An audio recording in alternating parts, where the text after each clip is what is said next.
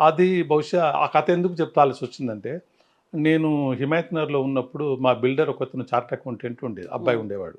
అప్పుడు అతనికి just 30 years ఉంటాయేమో. హ్మ్. ఒకరోజు మెట్ల నుంచి దిగుతుంటే ఇవన్నీ 'నవ్య' వారపత్రికలో వచ్చాయి. ఓకే. ఆయన ఒకరోజు 'నవ్య' వారపత్రిక చూస్తూ చదివాడట. హ్మ్. చదివి ఒకరోజు ఇంటికొస్తాను సార్ అన్నాడు. సరే రండి అన్నాను.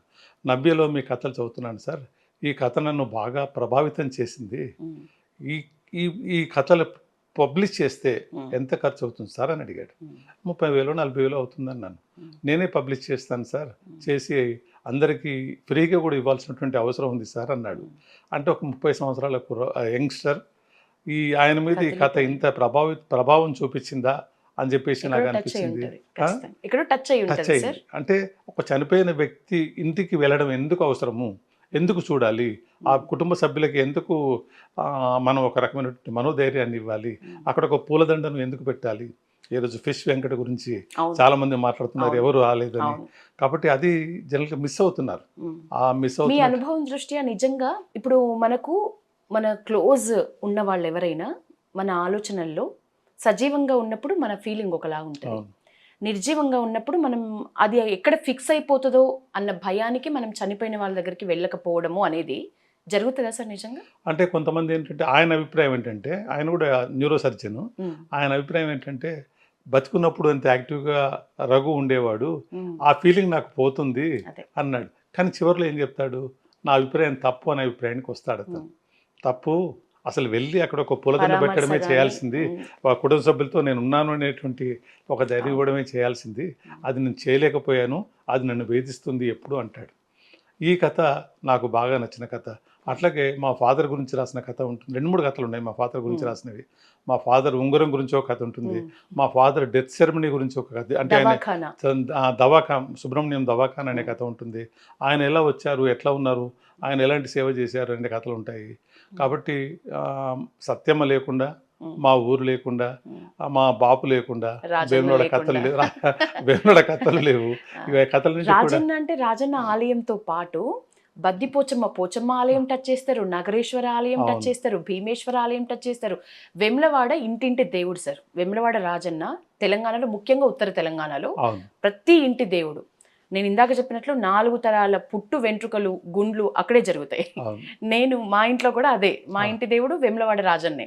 సో 4 తరాల గుండ్లు, 4 తరాల పుట్టు వెంట్రుకలు. సో కోట్ల మందికి ఇంటి దేవుడైన రాజన్న టాపిక్, రాజన్న ఇంటి చుట్టూ, రాజన్న నివాసం ఉన్న గర్భాలయం చుట్టూ, ఆ గల్లీ, ప్రతి గల్లీ అక్కడే మనం తిరుగుతున్నామా అనిపిస్తది మీ కథల్ని అవును. చదివితే. అంటే 2 ఒకటి మొత్తం అంటే సేవ ఎళ్తుంది గదా! అవును. అక్కడ 2 అవును. సేవలుంటాయి. హరిహరులు ఇద్దరుంటారు. హ్మ్. ఆ 2 సేవలు లేకుండా ఒక సేవ ఎప్పుడు రాదు. ఓకే. ముందు శివుని హ్మ్. సేవ వస్తుంది. తర్వాత వెనుక వెంకటేశ్వర. అదే అనంత పద్మనాభ ఓకే. స్వామి ఆ సేవ హ్మ్. వస్తుంది. హ్మ్. శ్రీరాముడు ఆ సేవ వస్తుంది. హ్మ్. హరిహరులు అంటారు. హ్మ్. ఆ 2 సేవలు రావడం అనేటువంటిది ఒక వేములవాడలోనే అవును. నాకెక్కువగా హరిహర కనిపిస్తుంది. క్షేత్రం అని అందుకే అంటాం. ఆ హ్మ్. 2 కూడా సేవలొస్తాయి. ఆ హ్మ్. 2 ఉంటాయి.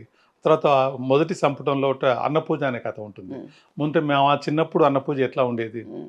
ఇప్పుడు ఎలా మారిపోయింది? హ్మ్. దానికి జీవన విధానం ఏమిటి? అన్నపూజ అంటే మా మా ఊర్లో మా బుచ్చికిస్తే మా హ్మ్. పూజారి. హ్మ్. ఆ బుచ్చికిస్తే అంటే త్రివేణమ్మ గారి అవును. హస్బెండ్. హస్బెండ్. హ్మ్. ఆయనొచ్చేవారు ఇంటికి మమ్మల్ని గుడికి తీసుకెళ్ళిపోయి వాళ్ళ పూజ కొడుకు చేసి నర్సయ్య. నర్సయ్య. అబ్బా! హ్మ్. ఆహ్, ఆహ్, బానే ఆ పేరు. అన్ ద మీ ఇంట్లో నుంచి తీసుకుపోయినటువంటి అన్నాన్ని దేవుని మీద పెట్టేసి దండం పెట్టి పూజ చేయించి పంపించేవారు. హ్మ్. ఇది మా చిన్నప్పుడు సంఘటన. హ్మ్. ఇప్పుడున్న సిట్యుయేషన్‌కి ఏమిటంటే, మా ఇంటికి ఎవరైనా భోజనానికి వచ్చినట్లయితే బయట నుంచి హోటల్ నుంచి తెప్పించుకోవడం ఈజీ.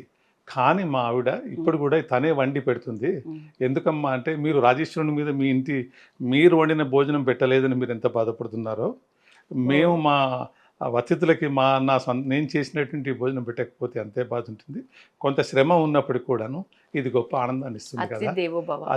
ఇది గొప్ప ఆనందాన్నిస్తుంది. బయట నుంచి తెప్పించొచ్చు. పెద్ద హ్మ్. విషయం కాదు. అవును. అని ఆ కథ ఆ రకంగా ముగుస్తుంది. హ్మ్. చివరి కథలో ఏమంటాము? మా రాజేశ్వరునికి తిరిగి ఇలా మేము భోజనం పెట్టేటువంటి పరిస్థితి వస్తుందా? హ్మ్. ఆశ అంతే. ఆశ. అది. అన్న పూజ లేకపోతే త్రివేణమ్మ కథలోను ఆ! చెంబెడు నీళ్లు లేచాక అవును. చెంబెడు నీళ్లు వెళ్ళి ఆమె రాజన్న మీద అభిషేకం లాగా చేసి చేసి వచ్చిన తర్వాతే వంట. వంటైనా ఏదైనా. ఆమె అదే ఆ రోజులు నిజంగా వేములవాడలో ఉన్నాయా అసలు ఇంకే ఒకప్పుడు? త్రివేణమ్మ ఉన్న రోజులు అట్లే చేసిందండి హ్మ్. ఆవిడ. హ్మ్. త్రివేణమ్మ పాపం ఆమె హ్మ్. బతికినన్ని రోజులు అబ్బా! ఆమె అలాగే బతికింది. అందుకోసమని ఆమెకు పెళ్లి, ఆ కొడుకు తొందరగా పెళ్లి చేశారు. ఆ తర్వాత బుచ్చికృష్ణయ్య గారు అనేది అనమాట, యువత నేను ఎక్కడ రా, నేను చచ్చిపోతున్నాను. ఈవెన్ రాజ్యం కోడలు రాజ్యం కదా? రాజ్యం మా క్లాస్మేట్. మీ క్లాస్మేట్. క్లాస్మేట్ అసలు వాళ్ళ పేర్లు అట్లనే తీసుకున్నారు సార్? అట్లాగే తీసుకున్నానండి. అంటే కథలు ఎప్పుడో ఒక వ్యక్తుల గురించి కథలు రాసినప్పుడు మనము పాజిటివ్ అంశాలే రాసినాం కాబట్టి ఎవరికి ఆనందం కలిగింది తప్ప ఎవరికి ఎక్కడ కూడా నొప్పి కలగలేదు. చాలా మీ కథలు కూడా. కథల్లో ఉన్న కథానాయకులు నాయకులు ఎవరైనా స్పందించిన తీరులో మీకు గుర్తుండిపోయింది? ఎందుకంటే ఇప్పుడు ఒక కథలో నా పేరు ఉంది అన్నప్పుడు అసలు ఆ వైబ్ వేరు. ఇప్పుడు గాజుల ఎల్లయ్య అనే కథ ఉంటుందండి, మొదటి సంపుటంలో ఉంటుంది. ఓకే. ఆ గాజుల ఎల్లయ్య ఎందుకు అని అంటే, మా ఇంటి దగ్గరలో ఉండేవాడు గాజుల ఎల్లయ్య. నాకన్నా సీనియర్, 2 years 3 years సీనియర్. ఆయనకు అప్పటికే చందమామ కథలు చదివి ఆ కథలు రాసేటువంటి స్పిరిట్ ఉండేది ఆయనకి. ఆ బొమ్మలు కూడా వేసేవాడు. ఆ బొమ్మలు వేసి కథలు రాసేవాడు. అప్పుడప్పుడు మా ఇంటికి వచ్చేసి పుస్తకాలు తీసుకొని వెళ్ళేవాడు. ఏది కథల పుస్తకాలు, చందమామలు.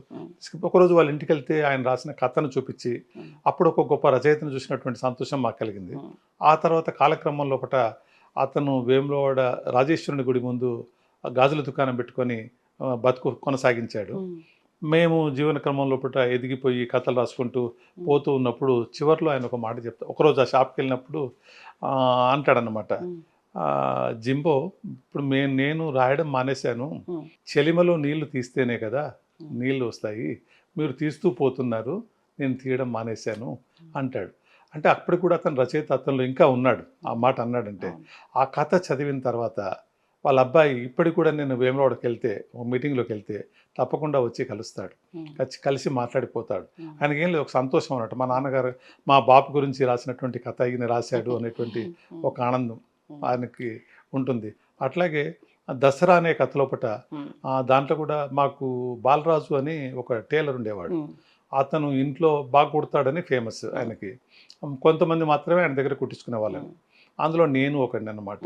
ఆయన ఎప్పుడు 4 గంటలకు అందరం బయలుదేరాలి గుడి నుంచి, ఇంట్లో నుంచి గుడికి బయలుదేరి జమ్మి దగ్గరికి వెళ్ళి ఇంటికి రావాలి.